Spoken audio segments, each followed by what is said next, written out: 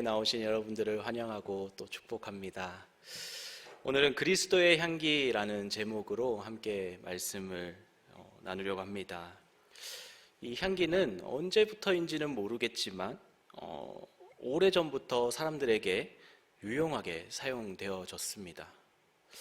요즘 향기를 통해서 다양한 것들이 진행되고 있는데, 특별히 이 향기를 통해서 불면증을 치료하거나 또 혈압을 낮추거나 또 통증을 줄여주는 이른바 아로마 테라피라는 치료 방법이 유행하고 있습니다. 또 집집마다 인센스 스틱이라는 것을 태워서 머리를 맑게 하는 효과나 또 불면증을 치료하는 그런 것들로 사용되어집니다. 미국의 게리 슈바르츠라는 박사가 이 연구를 통해서 사과 향기를 통해 얻을 수 있는 심리 반응을 가져와서 이 스트레스를 완화하거나 혈압을 내리는데 좋은 효과가 있다라고 연구를 발표했습니다. 실제로 이 미국에 있는 회사는 이 사과를 방향제로 만들어서 운전기사들이 졸음운전을 예방하는 효과를 얻었다고 합니다. 또한 반대로 이 불면증이 있을 때에는 이 성냥을 태운 냄새가 이 불면증에 효과가 있다라고 합니다. 저는 커피 향을 참 좋아합니다. 방금 로스팅한 커피를 갈아서 내릴 때 나는 향기를 참 좋아합니다. 나라와 품종은 같지만 그 가운데서도 어떤 방식으로 생산이 되었느냐, 또 어떤 농장에서 이것을 수확을 했느냐, 또 몇 시간을 로스팅을 했느냐에 따라서 이 향이 달라지게 됩니다. 그래서 매번 새로운 원두를 로스팅할 때마다 이 어떤 향이 날지 참 궁금하며 또 기대를 가지고 그렇게 로스팅을 합니다. 또 싫어하는 향기가 있습니다. 음식일 수도 있는데 지금은 많이 알려져 있는 고수라는 풀입니다. 이 선교지에 갈 때마다 그 나라 인사말은 배우지 않아도 이 고수를 빼달라라는 말은 항상 배워갔습니다. 이 과테말라에서도 이 고수를 깨처럼 마지막에 요리 위에 이렇게 뿌려 주었는데 미리 고수를 빼달라라고 이야기를 하지 못하면 당황한 상황이 벌어지고 맙니다. 또 이 요리에 섞여서 간혹 나오는 경우가 있습니다. 이 경우 뺄 수가 없기에 그냥 어쩔 수 없이 살기 위해서 이 음식을 먹어야만 했습니다. 그래도 계속해서 이런 음식들을 접하다 보니까 지금은 제가 찾지는 않지만 어쩔 수 없이 주면 먹을 수 있는 음식이 되었습니다. 향기라고 이야기를 하면 우리가 보편적으로 꽃에서 나는 향기를 이야기를 합니다. 꽃에서 나는 향기는 꽃 주변에 이 향기 때문에 벌레와 그리고 새들이 모여듭니다. 아무리 잘 만든 조화가 있다 할지라도 향기가 없다면 그 가운데 이 벌과 곤충이 몰려드는 것은 볼 수가 없습니다. 향기가 없기에 그렇습니다. 사람에게도 이런 향기가 있습니다. 어떤 사람에게는 자꾸 가까이 하고 싶은 향기가 있습니다. 또 어떤 사람에게는 자꾸 멀게 하는 향기가 있습니다. 우리에게는 어떤 향기가 나십니까? 예배 전 집에서 뿌리고 나온 그 샤넬의 향수의 향기가 납니까? 우리에게는 그런 향수의 향기가 아니라 그리스도의 향기가 나야 합니다. 지난번 주일 설교 때는 목사님이 계속 물 설교를 하시더니 오늘은 또 향기 하는 것 같습니다. 계속해서 이 향기에 대해서 오늘은 말씀을 나눕니다. 오늘 말씀을 보면 이 바울이 고린도 교회 성도들에게 향기에 대해서 말씀하고 있습니다. 바울은 고린도 교회와 교인들을 진심으로 사랑했습니다. 바울이 선교를 하면서 에베소 지역을 제외하면 이 고린도 교회에 가장 오랜 시간 머무르면서 함께 사역을 하였습니다. 1년 6개월 동안 이 고린도 지역에 있으면서 복음을 전하고 또 크게 부흥했던 곳이 바로 고린도 교회였습니다. 그런데 이 고린도 교회에서 여러 가지 문제들로 인해서 이 교회가 분열의 위기를 맞게 되었습니다. 이러한 상황 속에서 바울은 고린도 교회 성도들과 또 교인들을 사랑하는 마음으로 복음을 증거하는 성도가 구원을 얻는 자에게나 또 망하는 자에게나 하나님 앞에서 그리스도의 향기라고 말씀하고 있습니다. 오늘 바울이 이야기하고 있는 이 향기는 당시 로마 시대에 군인들이 정복 전쟁을 마치고 이제 개선식을 통해서 많은 시민들이 모여 있는 곳으로 행진하게 됩니다. 이 행진을 통해서 로마의 장군의 업적을 나타내는 자리가 되었고 또 로마 시민으로서 누릴 수 있는 최고의 명예로운 시간이었습니다. 이 로마의 개선식을 통해서 승리한 장군은 전차를 탄 채 이 로마 시내를 입성합니다. 그리고 수많은 로마 시민들의 환호를 받으면서 그렇게 행진을 합니다. 이 행진, 당시에 카피톨린 언덕까지 올라가서 거기에 있는 제우스 신상의 제사를 지냄으로 마무리가 됩니다. 이 제사를 드릴 때에 거기에서 타오르는 향 냄새는 온 로마 시내를 가득 덮쳤다라고 합니다. 이것을 바울은 생각하면서 고린도 교회 교인들에게 이 향기에 대해서 이야기하고 있습니다. 그리스도를 모시고 사는 성도들에게 그리스도의 향기가 나야 합니다. 그러면 그리스도인들은 어떤 향기가 나야 할까요? 가장 먼저 우리에게는 복음의 향기가 나야 합니다. 사람마다 내는 향기는 다릅니다. 자신의 주장도 있고 또 신앙도 있고 여러 가지 같을 수가 없기 때문에 사람들마다 내는 향기는 다릅니다. 그런데 오늘 바울은 14절 말씀을 우리가 살펴보면 항상 우리를 그리스도 안에서 이기게 하시고 우리로 말미암아 각 처에서 그리스도를 아는 냄새를 나타내시는 하나님께 감사하노라 라고 말씀하고 있습니다. 바울은 하나님께서 언제나 그리스도를 전하는 자들과 동행하시며 또 감사하며 또 승리하게 하시는 하나님께 감사하고 있습니다. 하나님께서는 복음을 증거하고 그리스도의 향기가 곳곳에 전파되도록 그렇게 하셨습니다. 그리고 전파된 곳에 그리스도의 향기가 전해짐으로 사람들은 이 향기를 통해 그리스도를 알게 되었습니다. 그리스도의 향기를 맡고 그리스도를 알게 되어 구원에 이르게 된 것입니다. 복음을 전하는 것 당시에 쉬운 일이 아니었습니다. 바울 당시에 복음을 전한다라는 것은 자신의 목숨을 내놓는 일이었습니다. 바울 역시 복음을 전하면서 수많은 어려움에 처해 있었습니다. 고린도후서 11장 말씀을 보면 바울은 여러 번 옥에 갇혔다라고 말씀하고 있습니다. 또한 매 맞는 것 수없이 맞았고 또 수많은 죽음의 위기를 겪었습니다. 40에 하나 감한 배를 5번 맞았고 3번의 태장을 맞았다라고 말씀합니다. 또 한 번은 돌에 맞고 3번이나 바다에서 파선을 경험했습니다. 그리고 강도를 당하거나 또 잠을 자지 못하거나 먹지 못하는 일들을 수없이 많은 날들을 보냈다라고 말씀하고 있습니다. 이러한 어려움 가운데 항상 하나님께서 보호해 주심으로 말미암아 복음이 전해졌습니다.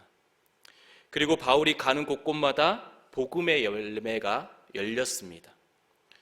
그렇게 바울은 수많은 어려움 가운데에 계속해서 복음을 전할 수 있었습니다. 바울이 가는 곳곳마다 하나님께서 보호해 주셔서 담대하게 하나님의 복음을 전할 수 있었습니다. 또한 복음의 열매가 많이 열렸음을 우리가 볼 수 있습니다. 하지만 가장 중요한 것은 바울에게 그리스도의 향기가 있었기에 가능한 일이었습니다. 그리고 우리의 삶 가운데 향기를 나타내어야 합니다. 사도행전 11장 26절 말씀을 보면 만남에 안디옥에 데리고 와서 둘이 교회에서 1년간 모여 있어 큰 무리를 가르쳤고 제자들이 안디옥에서 비로소 그리스도인이라 일컬음을 받게 되었다라고 말씀하고 있습니다.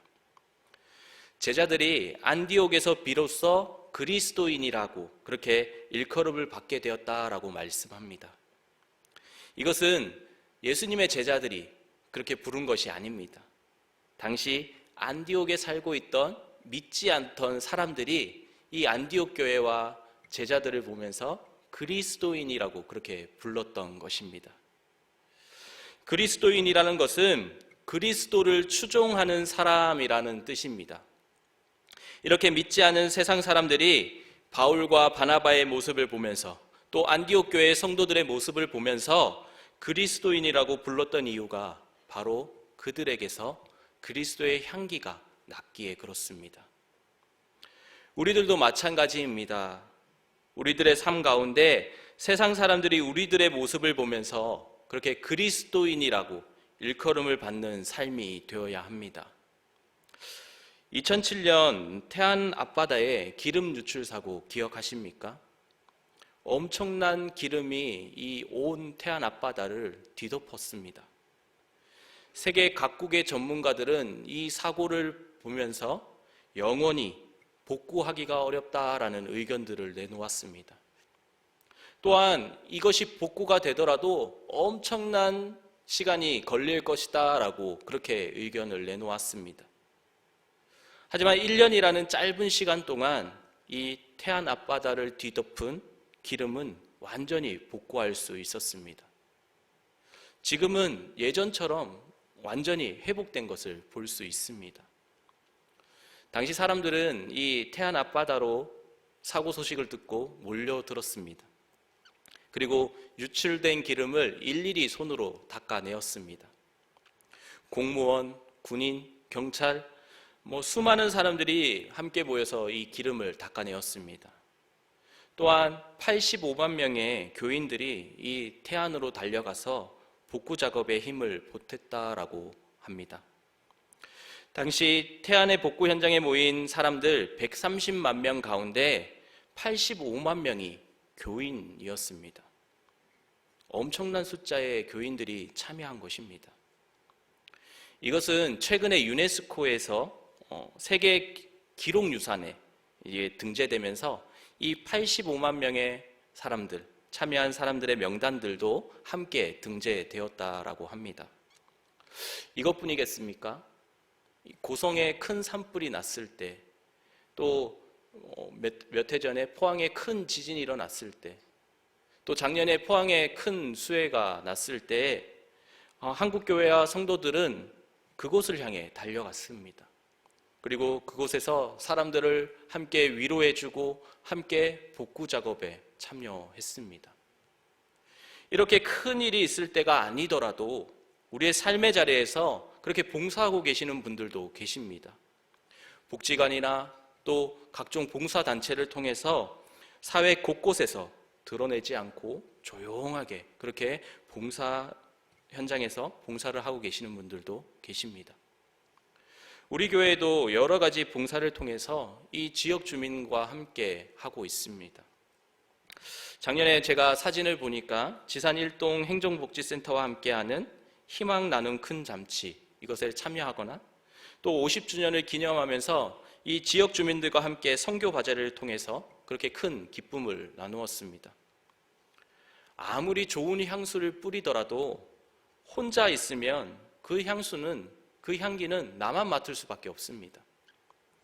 이러한 교회 모습들을 통해서 세상의 사람들에게 보여주고 또 함께 할 때에 우리는 그리스도의 향기를 나타낼 수 있습니다. 세상 사람들에게 있어서 이 교회 다니는 사람들을 보며 기대하는 것들이 있습니다. 교회 다니는 사람들은 이러한 삶을 살아야 해라고 그들만의 기준이 있습니다. 똑같이 우리가 세상을 살아가지만 교회에 다니는 사람들은 달라야 한다라는 생각을 그들은 가지고 있습니다.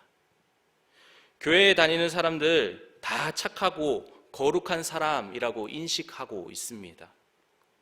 하지만 한 번씩 뉴스를 보면 이 교회에 다니면서도 그렇지 못한 사람들을 보면서 속상한 마음들이 듭니다. 이러한 일이 있을 때마다 교회가 이 세상 사람들에게 손가락질 받는 것을 보며 참 가슴이 아픕니다. 우리 그리스도인들은 세상의 유혹과 시험을 이기며 어려움 속에서도 믿음 안에 삶을 살아가면서 우리 삶 가운데 그리스도의 향기를 나타내는 삶을 살아가야 합니다. 참 그리스도인인 줄 알았는데 알고 보니 나랑 별반 다를 게 없네? 라고 세상 사람들이 느껴질 때 그리스도인으로서 선한 영향력이 떨어지게 되는 것입니다. 그렇게 우리는 우리의 삶 가운데 그리스도의 향기를 드러내면서 그렇게 나타내며 드러내는 삶을 살아가야 합니다. 우리들 또한 하나님께서 그리스도의 향기를 바라도록 그렇게 세우셨습니다. 우리의 삶의 자리 가운데 그리스도의 향기를 바랄 수 있도록 그렇게 세워주셨습니다. 우리가 삶을 살아가면서 만나는 사람들마다 그리스도의 향기를 맡을 수 있도록 그렇게 삶을 살아가야 합니다. 향기를 바란다라고 하면 무엇인가 모르게 거룩해야 할 것 같습니다. 또 경건해서 우리가 예배에 빠지지 않아야 될 것 같습니다. 매일 새벽 기도 나와서 또 하나님 앞에 기도해야 할 것 같습니다. 사람들이 물어보면 성경이 줄줄줄줄 이렇게 암송되어야 될 것 같습니다. 그리스도인으로서 이러한 것들 분명히 필요합니다. 하지만 가장 먼저 중요한 것은 예수님을 따르려는 마음이 가장 중요합니다. 우리가 진실된 마음으로 예수님의 삶을 닮아갈 때, 그리스도인으로서의 삶을 살아갈 때에 우리는 그리스도의 향기를 발할 수 있는 삶을 살아갈 수 있습니다. 지난주 제가 주일 말씀에서 함께 나누었지만 우리나라 초대교회 성도들의 모습은 우리 초대교회 성도들의 모습과 같습니다. 3.1 운동할 때 당시 우리 믿음의 선조들은 가장 먼저 앞장섰습니다. 그리고 나라를 위해 함께 기도했습니다. 자신의 소유를 다 팔아서 필요한 사람들에게 나누어 주었습니다. 또한 3.1 운동 당시에 민족 대표 33인 가운데 16명이 기독교인이었습니다. 당시 대한민국 전체 인구의 2%도 안 되는 기독교인이 신앙생활하는 가운데 3.1 운동을 앞장서서 주도적인 역할을 감당했습니다. 예전에 텔레비전에서 이 독립군에 대한 다큐멘터리를 본 적이 있습니다. 마지막 부분에 당시에 우리나라 독립군들이 일본군에 저항하면서 불렀던 독립군 군가의 음악이 흘러나왔습니다. 그런데 많이 어디서 듣던 음악이었습니다. 찬송가 350장 우리들의 싸울 것은 혈기 아니오라는 찬송가의 가사만 바꾸어서 그렇게 이 독립군들이 불렀습니다. 그만큼 기독교의 영향력은 사회 곳곳에 스며들어서 그리스도의 향기를 바라는 삶이 되었습니다. 이 한국전쟁 당시에도 교회는 사람들과 함께 아파하고 또 그 고통을 나누는 곳이었습니다. 또 나라를 재건하는 일에 앞장서서 많은 일들을 감당했습니다. 나라를 위해 자신의 목숨을 바치는 일도 두려워하지 않았습니다. 나라에 어려움이 있을 때 주도적으로 온 국민들을 함께 모아서 함께 참여할 수 있는 운동들을 만들고 또 경제를 살려 어려움을 극복하고자 그렇게 노력했습니다. 그것이 바로 물산장려운동, 또 금주 단연운동 이런 운동들을 펼치면서 사람들을 모으고 사람들과 함께 이렇게 나라를 살리려는 운동들을 하였습니다. 심지어 일본의 탄압이 있더라도 옥에 갇히는 일이 있더라도 믿음을 굳게 지키며 사회 곳곳에서 그리스도인으로서의 삶을 살아갔습니다. 우리 믿음의 선조들은 나라에 어려움이 있을 때 앞장서서 그 어려움을 극복하고자 노력했습니다. 이러한 모습들을 보며 세상 사람들은 우리 선조들을 그리스도인 그렇게 불렀습니다. 우리가 이러한 삶을 살아갈 때에 우리는 세상 가운데 그리스도인이라 일컬음을 받을 수 있습니다. 또 그리스도의 향기를 바라며 삶을 살아갈 수 있습니다. 인정은 하나님께 받으면 되지라고 생각하는 사람들이 있습니다. 사람에게 인정받는 거 좋은 것이 아니라라고 생각할 수도 있습니다. 하지만 적어도 세상 사람들에게 있어서 손가락질 받는 사람과 그런 교회가 되어서는 안 됩니다. 세상 사람들에게 손가락질 받으면서 우리가 무슨 하나님께 인정을 받을 수 있겠습니까? 우리의 삶의 자리에서 믿지 않는 사람들이 우리의 모습들을 보면서 그리스도의 향기를 맡을 수 있기를 바랍니다. 우리의 삶의 자리에서 하나님께 맡겨주신 사명을 감당하며 우리의 삶의 자리에서도 최선을 다해 하나님 앞에 영광 돌리는 삶, 하나님 앞에 기쁨이 되는 삶을 살아갈 때에 그리스도의 향기를 바라는 삶이 될 것입니다. 더 나아가 세상 가운데 우리가 인정받을 때 아름다운 교회가 될 수 있습니다. 우리가 살고 있는 가정과 지역 가운데 우리가 소금과 빛의 역할을 감당하면서 그리스도의 향기를 바라며 그렇게 삶을 살아갈 때에 진정한 그리스도인으로서 삶을 살아갈 수 있습니다. 우리의 삶의 자리에서 그리스도의 향기를 바라며 이 하늘 담은 교회가 더욱더 하나님 앞에 쓰임받고 기쁨이 되는 교회가 되기를 간절히 축원합니다. 함께 기도하도록 하겠습니다.